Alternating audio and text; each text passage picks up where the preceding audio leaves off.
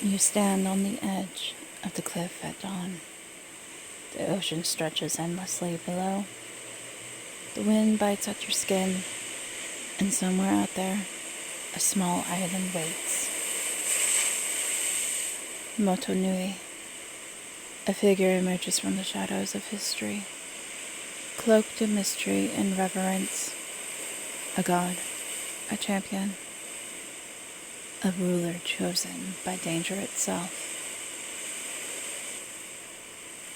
He is Tangata Manu, the Birdman, and today you will hear his story.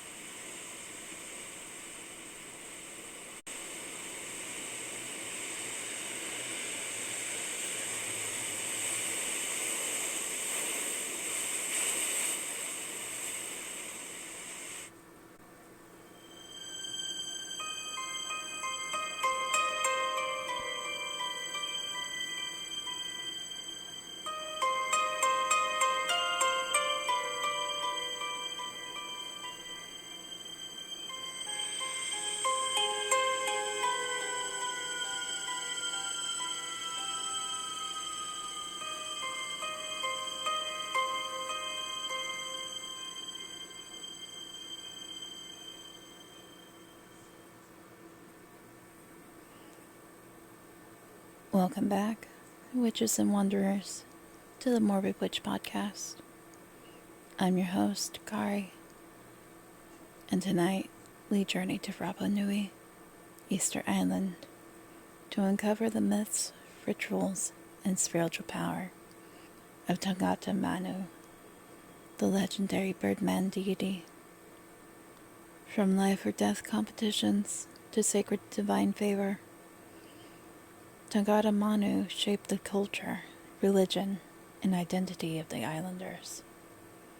Let us step carefully into this story, one where courage, devotion, and danger intertwine.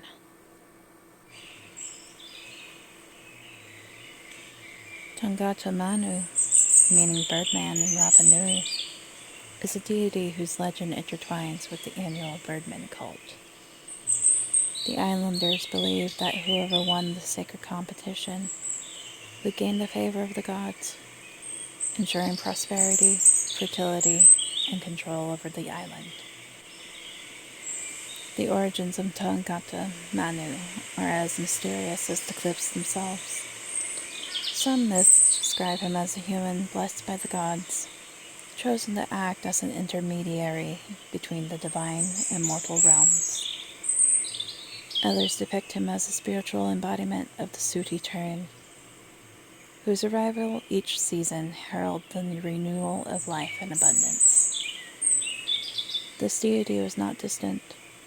He was present in the daily lives of Rapa Nui people, watching over the ocean, the harvest, and the very survival of the island.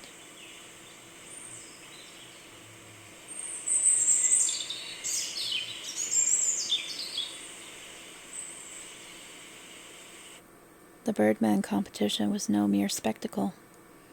Held on Moto Nui, a small islet off the coast of Easter Island, it was a test of strength, courage, and faith.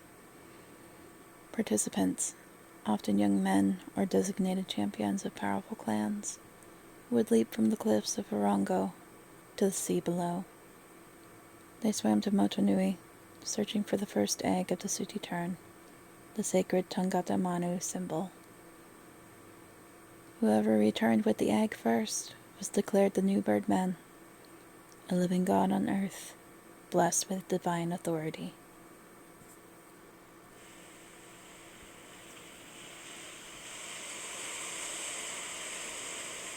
This ritual was perilous.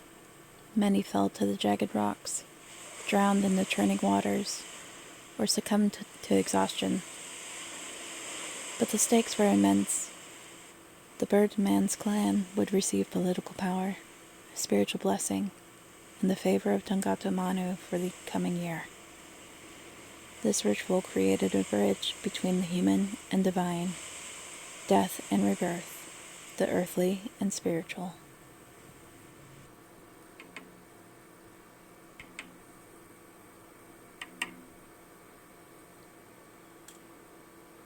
Tangata Manu was not just a god of competition. He was a deity of fertility, harvest, and renewal. Legends tell of his eyes watching over the ocean, ensuring the birds returned, the crops thrived, and the seas remained generous. The winner of the ritual was thought to carry his blessing, becoming a temporary god, a sacred figure connecting the living with ancestral spirits. The Birdman was both a mortal champion and a spiritual conduit, reminding the people of Rapa Nui that the gods were never far, and that courage could bridge human and divine worlds.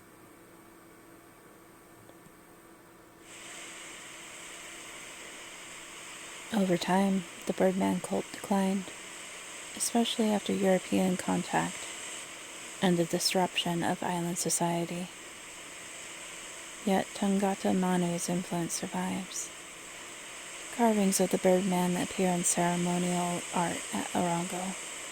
Stories of the competition and divine favor persist in oral tradition.